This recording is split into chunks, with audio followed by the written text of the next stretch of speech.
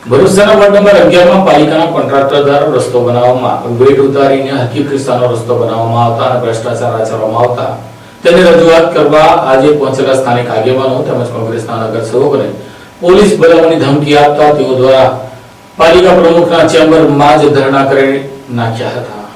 ભરૂચ નગરપાલિકા ward number 11માં રસ્તા, paver block અને પેચવર્કના કામોમાં ગેરરીતિ, ભ્રષ્ટાચાર અને નબળી ગુણવત્તાના કામો થયાના આક્ષેપો સાથે શહેર કોંગ્રેસના આગેવાનો, ચૂંટાયેલા નગરસેવકો, કાર્યકરો અને સ્થાનિક રહીશો નગરપાલિકા પહોંચ્યા। હાથમાં પોસ્ટરો સાથે પાલિકા પ્રમુખ સમક્ષ રજૂઆત કરવામાં આવી। બંને પક્ષ વચ્ચે ઉગ્ર બોલાચાલી થઈ અને સમસ્યાનું નિરાકરણ લાવવાને બદલે પાલિકા પ્રમુખ દ્વારા પોલીસ બોલાવવાની ધમકી આપવામાં આવી। આક્ષેપના વિરોધમાં કોંગ્રેસના આગેવાનો પ્રમુખની ચેમ્બરમાં જ જમીન પર બેસી ધરણા પર ઉતર્યા અને જવાબદાર અધિકારીઓ સામે કાર્યવાહી કરવાની માંગ સાથે સુરતોચાર કર્યા। પ્રદર્શન દરમિયાન શહેર કોંગ્રેસ પ્રમુખ સલીમ અમદાવાદી, પૂર્વ વિપક્ષ નેતા શમશાદ અલી સૈયદ, નિખિલ શાહ સહિત કોંગ્રેસના આગેવાનો, ચૂંટાયેલા નગરસેવકો, કાર્યકરો અને સ્થાનિક રહીશો હાજર રહ્યા। એક તરફ દિલ્હીના જંતર મંતરમાં દેશના વિદ્યાર્થીઓ અને યુવાનોના અવાજ દબાવવા માટે પોલીસનો ઉપયોગ કરવામાં આવી રહ્યો છે।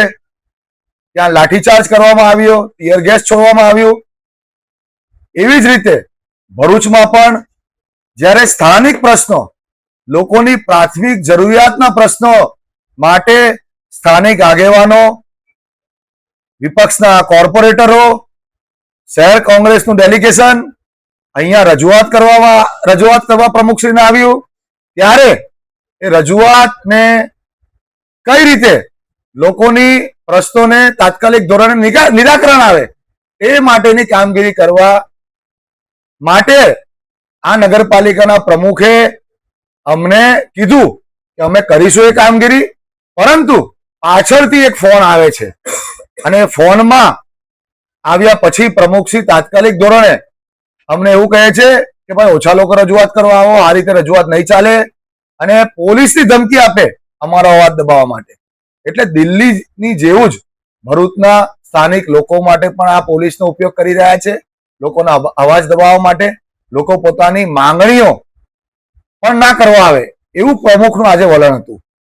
અને આ વલણ રિમોટ કંટ્રોલથી ઓપરેટ થયું હોય એવું અમને લાગી રહ્યું છે, કેમ કે પ્રમુખ આ રીતે પોતાનું વલણ અપનાવે એ અમને કોઈ પણ હિસાબે અમે એની સામે નહીં કરીએ।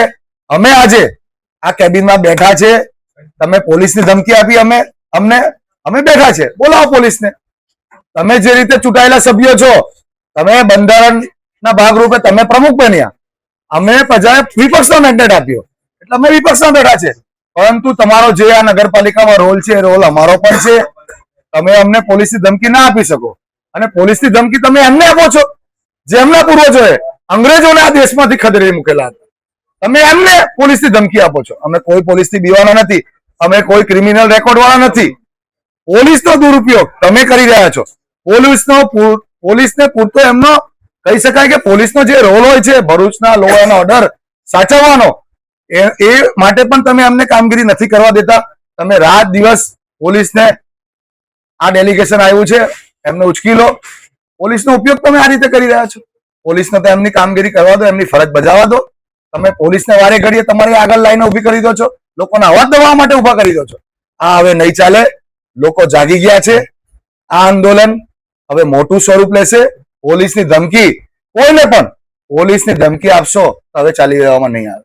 બીજી તરફ ભરૂચ નગરપાલિકાના પ્રમુખ દેવેન્દ્ર વસાવાએ કોંગ્રેસના તમામ આક્ષેપોને નકારી કાઢ્યા। તેમણે જણાવ્યું કે પોલીસ બોલાવવાની કોઈ ધમકી આપવામાં નહોતી આવી અને સમગ્ર ઘટનાનું ખોટું અર્થઘટન કરીને અનાવશ્યક વિવાદ ઉભો કરવામાં આવી રહ્યો છે। હવે બંને પક્ષના આક્ષેપ પ્રત્યે આક્ષેપ વચ્ચે સમગ્ર મામલો ચર્ચાનો વિષય બન્યો છે। નમસ્કાર।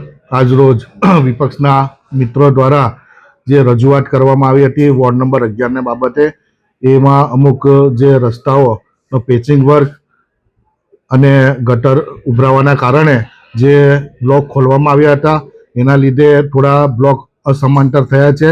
તેની અમે વહીવટી ટીમ સાથે વિઝિટ મારી અને જાતે નિરીક્ષણ કર્યું છે, અને એ પેચવર્કની કામગીરી અને જે પણ બ્લોકની સમાંતરની કામગીરી હશે આવનારા દિવસોમાં કરી નાખીશું, એની બાહેધરી આપીએ છીએ। વિપક્ષ ધરણા પર બેસી ગયું કે આપના દ્વારા પોલીસની ધમકી આપવાની, એ મામલો શું છે? મેં કોઈ જાતની ધમકી આપી નથી।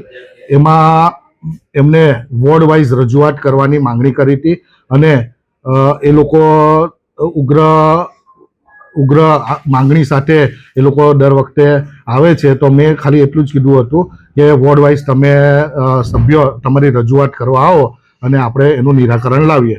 એમાં એમને બીજા વેમાં લઈ અને કાયદાકીય પોલીસની ધમકી આપી એ રીતનું એમને લાગી આવ્યું છે.